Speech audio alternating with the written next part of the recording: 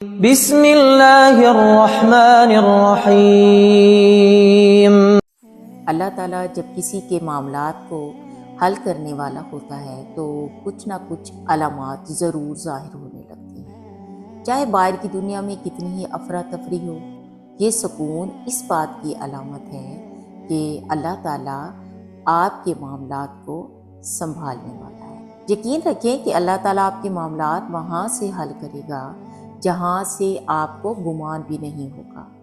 پیارے اسلامی بہن بھائیوں، زندگی تو ایک امتحان ہے، جہاں خوشیاں بھی ہیں اور غم بھی، جہاں یقین بھی ہے اور خوف بھی۔ یقیناً آپ کو تو ایسا ہی لگتا ہے نا کہ کچھ بھی ٹھیک نہیں ہو رہا، مگر حقیقت تو یہی ہے کہ آپ نہیں جانتے جو ہو رہا ہے وہ بہتر ہو رہا ہے۔ ایک بات یاد رکھیں، آپ غلطیاں کر سکتے ہیں، مگر جو ذات آپ کو یہاں تک لائی ہے وہ ذات غلطی نہیں کر سکتی۔ اگر اللہ نے آپ سے کچھ لیا ہے تو دیا بھی تو بہت کچھ ہے، شاید جس کے آپ قابل بھی نہیں تھے۔ اللہ نے آپ کو ایسے مشکل وقت میں جہاں آپ کو ہر چیز ممکن لگتی تھی وہاں سے نکال کر یہاں تک لایا، اسی لیے تاکہ آپ جان سکو کہ ہر چیز نصیب یا وقت نہیں ہوتا۔ کچھ چیزیں تو دعاؤں کی ہی محتاج ہوتی ہیں، پھر فرق نہیں پڑتا دنیا آپ کی رکاوٹ بنے یا پھر مقدر۔ جب دعا مخلص دل سے نکلتی ہے تو اللہ اس کے حق میں قبول کرتا ہے، یا پھر آپ کو صبر سے نوازا جاتا ہے۔ آپ کے یقین نے ہی آپ کو زندہ رکھا ہوا ہے۔ ایک بات یاد رکھیں، جب ساری امیدیں اللہ سے وابستہ کر لی جائیں تو پھر ہار کا ڈر نہیں رکھا جاتا۔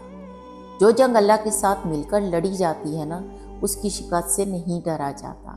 جس کا کوئی خیال نہیں رکھتا نا، پھر اس کا اللہ ہی خیال رکھتا ہے، اور اللہ کی آگوش سے محفوظ اور بہترین کوئی جگہ نہیں۔ اپنے مطابق زندگی کو بنانے والے تو احمق ہیں، بس اللہ کے مطابق زندگی جینا سیکھ جائیں، پھر اللہ آپ کے مطابق زندگی بنا دے گا۔ جس دنیا کے پیچھے آپ بھاگ رہے ہیں نا، وہ تو خود بکھری ہوئی ہے، وہ آپ کو کیسے سمیٹے گی؟ تو بس اللہ کی طرف لوٹ آؤ۔ جو انسان خود کو سمیٹنا سیکھ جاتا ہے نا، پھر کوئی بھی اس کو نہیں توڑ سکتا۔ بس اللہ ہی تمہارا ہے اور تم بھی اللہ کے ہی بن جاؤ۔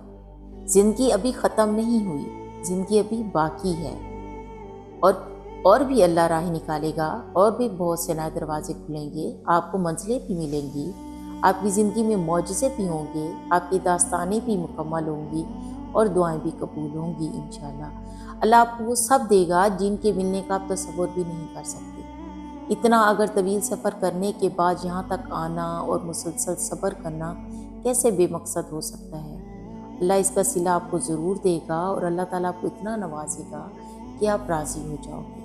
اگر آپ یہ سوچتے ہیں کہ اب تک نہیں ہوا تو آگے بھی نہیں ہوگا، جو اب تک نہیں ملا وہ اب بھی نہیں مل سکے گا۔ جس منزل کا تعین عرش والے نے کر رکھا ہے، اسے تو کوئی بھی دنیا کا راستہ نہیں روک سکتا۔